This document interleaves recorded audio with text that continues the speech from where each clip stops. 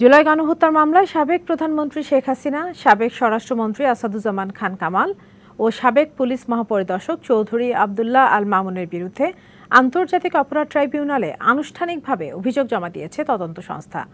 শুনানি শেষে অভিযোগ আমলে নিয়ে শেখ হাসিনা ও আসাদুজ্জামান খান কামালের বিরুদ্ধে গ্রেপ্তারি পরোয়ানা জারির আদেশ দিয়েছে ট্রাইব্যুনাল। আর চৌধুরী আবদুল্লাহ আল মামুনকে গ্রেপ্তার দেখাতে বলা হয়েছে।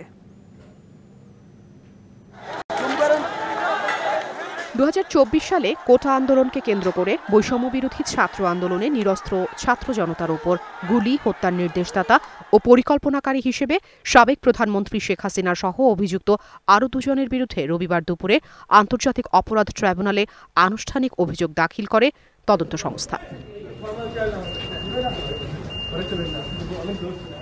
এর আগে গত 12ই মে জুলাই-আগস্টের গণহত্যার ঘটনায় শেখ হাসিনার বিরুদ্ধে তদন্ত প্রতিবেদন জমা দেন তদন্ত সংস্থার কর্মকর্তারা। মামলার অপর দুই আসামি তৎকালীন স্বরাষ্ট্রমন্ত্রী আসাদুজ্জামান খান কামাল এবং সাবেক IGP Chowdhury Mamun. Colour expert, George sap এবং মাইল্ড অন হ্যান্ডস টেকনোলজি সমৃদ্ধ অরিক্স ক্রিস্টাল ওয়াশ আপনার আন্তর্জাতিক অপরাধ ট্রাইব্যুনালের চেয়ারম্যান বিচারপতি গোলাম মুর্তজা মজুমদারের নেতৃত্বে 3 সদস্যের ট্রাইব্যুনাল 20 এপ্রিলের মধ্যে শেখ হাসিনার বিরুদ্ধে তদন্ত শেষ করার নির্দেশ দেয়।